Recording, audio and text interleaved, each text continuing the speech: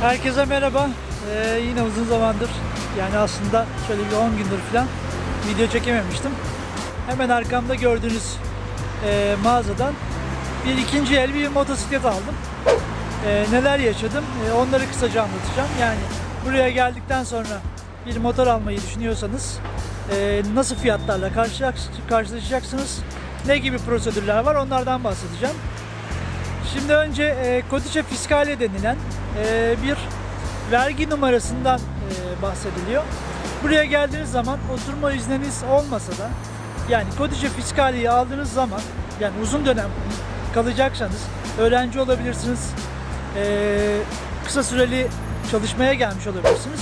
Hani vatandaşlık dışında oturma izninin yanında Codice Fiscale denilen daha kolay alınan, nispeten daha kolay alınan bir belge var.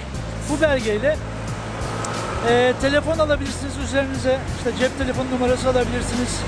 Kontrollü alırsanız eğer Codice Fiscale'ye de gerek olmayabilir, tam hatırlayamıyorum şu an, ama Codice Fiscale açıkçası bir vergi numarası olarak değerlendiriliyor ve alışverişlerde kullanılıyor. Ben de o Codice Fiscale ile ve oturma izniyle açıkçası buradan bir motosiklet almayı becerdim. Şöyle bir durum var. Motosikletlerde fiyatlar, yani Türk parasına çevirmezseniz eğer tabii ki mantıklı gözüküyor, ama aslında motor fiyatına göre çok yüksek vergiler de alınıyor.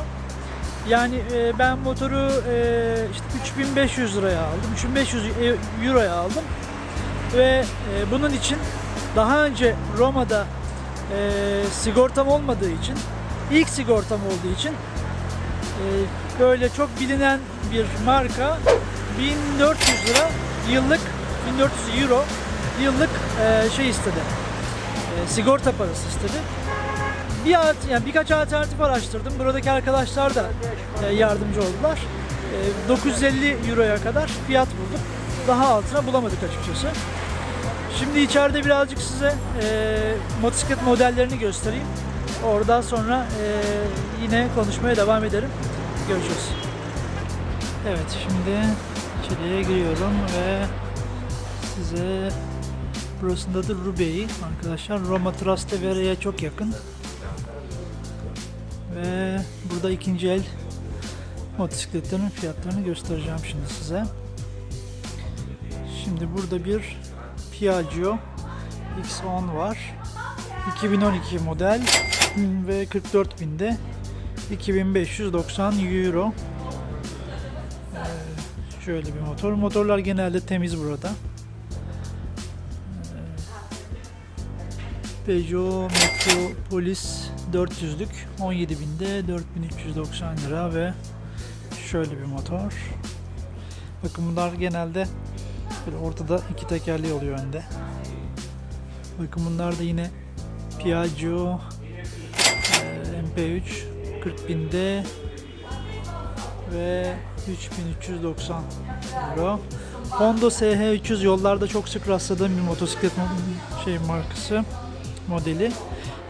Ben şimdi okula giderken böyle resmen kortej gibi gidiyorum, yani kortejdeymiş gibi. Böyle 40 motor bir aynı anda gidiyoruz. Çünkü herkes motora biniyor burada.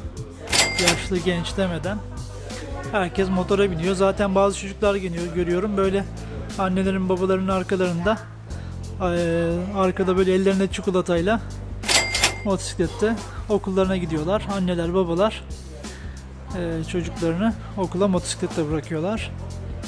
Bakın burada yine daha uygun fiyatlı Suzuki 150'lik bir motor var. Ve fiyatı 1490 lira euro. Kilometresi 17.500 ve 2008 model. Şimdi tabi burada başka motorlar da var ama daha çok İtalya'da, Roma'da daha doğrusu scooter tercih ediliyor.